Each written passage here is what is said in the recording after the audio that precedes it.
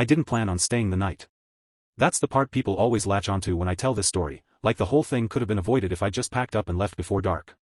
But the conservation area in southern Missouri had always been quiet, predictable. I'd camped there a dozen times over the years, usually to get away from people, phones, and the constant noise of town. That evening felt no different when I pulled in just before sunset, the trees standing thick and dark like they always had, cicadas already starting their metallic chorus. The air was heavy, humid in that way only Missouri summers can manage. It smelled like wet leaves and earth, even though it hadn't rained. I hiked about a mile in, far enough that no one would wander past my sight by accident. I set up camp near a small clearing, pitched my tent, and built a modest fire ring with stones I found nearby. Everything felt normal, too normal, in hindsight. The first strange thing was the silence. It didn't happen all at once. It crept in gradually, like someone turning down a volume knob. The cicadas thinned out. The birds stopped calling. Even the constant rustle of insects in the underbrush faded until there was nothing but the soft crackle of my fire. I remember pausing mid-motion while stirring a pot of beans, suddenly aware of how loud the metal spoon sounded in the quiet. I told myself it was just nighttime settling in. Animals do that, right? Still, I felt watched. Not in a dramatic, horror movie way, more like the uncomfortable sense that something was paying attention, something patient. Then came the smell.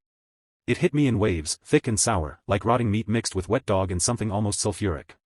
I'd smelled dead animals before, and this wasn't it. This was stronger. Warmer. Alive. I stood up and slowly turned in a circle, scanning the tree line. The firelight barely reached 10 feet beyond the clearing, and the forest beyond looked like a solid wall of black. That's when I heard the first vocalization. It wasn't a howl. It wasn't a scream. It was deep, impossibly deep, rolling through the trees like thunder trapped in a throat. The sound vibrated in my chest more than it reached my ears.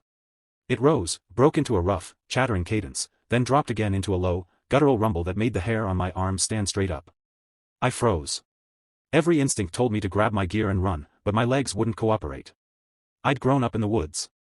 I knew what coyotes sounded like. I knew owls, foxes, even mountain lions. This was none of those. This sounded deliberate. Intelligent. Like something testing its voice. Another call answered it from farther away, deeper in the forest. Then another, closer this time. I finally moved, stumbling back toward my tent, my heart hammering so hard it made me dizzy. I grabbed my flashlight and swept the beam across the trees. The light cut through branches and trunks, catching dust and insects in its path, but nothing else.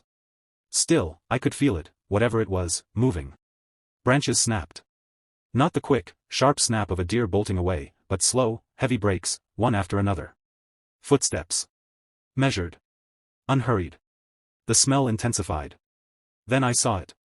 At the far edge of the clearing, where the firelight died and the darkness took over, something shifted.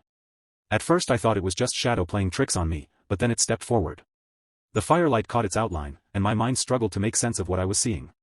It was massive. Well over 7 feet tall, broad-shouldered, with arms that hung too long, ending near its knees. Its body was covered in thick, dark hair, not brown like most Bigfoot reports I'd heard, but black. Deep, light-absorbing black that seemed to swallow the glow of the fire. The hair was matted in places, clumped together as if from mud or old rain. Its eyes reflected the firelight in dull amber points, set deep beneath a heavy brow. When it moved, it didn't shuffle or sway. It walked with purpose, each step careful, controlled. Intelligent. I couldn't breathe. It stopped just outside the ring of light and tilted its head, studying me. I had the overwhelming sense that it knew exactly who I was, what I was doing there, and how fragile I was in that moment.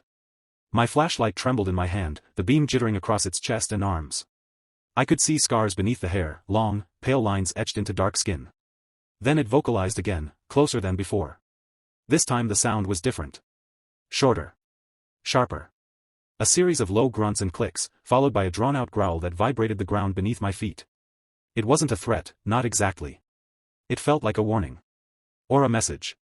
I dropped the flashlight. It rolled across the dirt and stopped against a rock, the beam pointing uselessly at the ground. I didn't reach for it. I didn't move at all. Every survival instinct I had told me that sudden movement would be a mistake. The Bigfoot, because there was no other word for it, took another step forward. The smell was overwhelming now, burning the back of my throat. It raised one long arm and brushed its hand against the trunk of a nearby tree, fingers curling around the bark.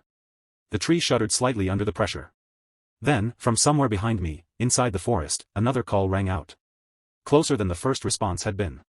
The creature in front of me turned its head toward the sound, listening. For a brief moment, its attention left me completely, and that terrified me more than when it was watching. It let out a low, rumbling reply, so deep I felt it in my bones, then slowly stepped backward, retreating into the shadows. I stood there long after it vanished, too afraid to move, the fire burning low and the forest still unnaturally silent. I knew, with a certainty that made my stomach drop, that it hadn't left the area. It was still there. And it knew exactly where my camp was.